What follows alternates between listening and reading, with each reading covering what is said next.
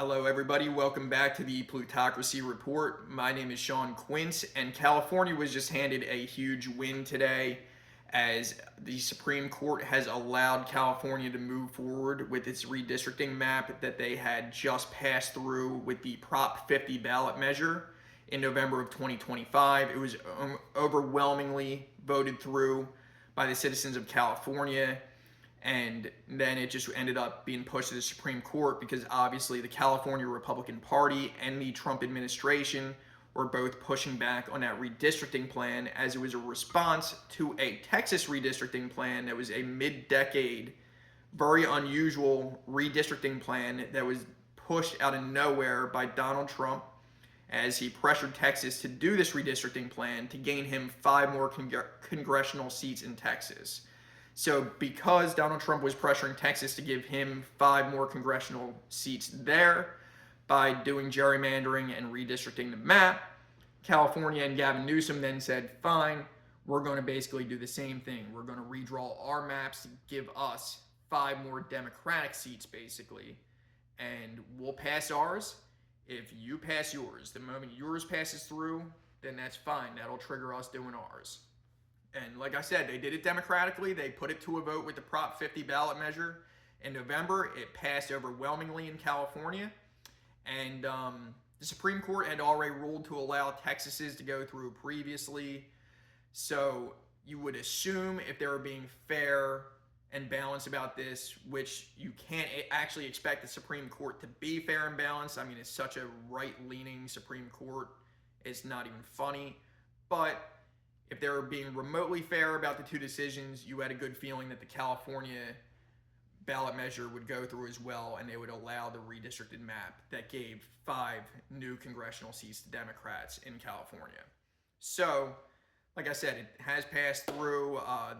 The Republicans' efforts in the California Republican Party and the Trump administration were ineffective in blocking this in any way from going through. So California gets the last laugh on that front. And I mean, just good news. I mean, it's always good to actually get a Supreme Court ruling that goes in our favor right now, given how right-wing the Supreme Court is. And I mean, that's just big victory because Donald Trump's seething about it again. And anything that makes Donald Trump seething and feel like he's losing a battle, I'm all for it all the time. And yeah, just great to see.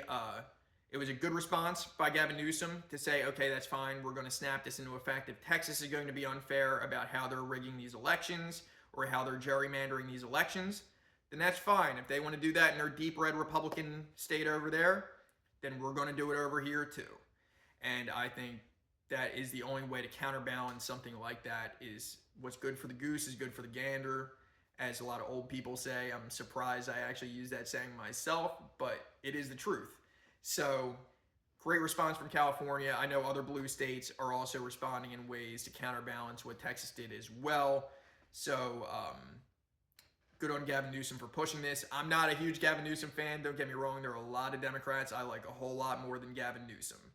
But as far as this one thing goes, I think it was very good optics by Gavin Newsom to do it the way that he did. It wasn't like he was trying to be the one that was doing all of the aggressive gerrymandering for Democrats first and redistrict everything. And then the Republicans had to respond to try and even everything back out because the Democrats were unfairly gerrymandering California. He basically said, okay, Texas, if you're going to do this, just know this is what we're doing over here. You can try and fight it if you want, but you're not going to win, and we're going to get it done on our end if you're trying to get it done on your end. And Texas went ahead and did it on their end. So Gavin Newsom in California responded in favor. They did it democratically. Like I said, it was overwhelmingly passed with that ballot measure in November. So great win for California as far as that goes. Great to see Donald Trump take a loss on that one.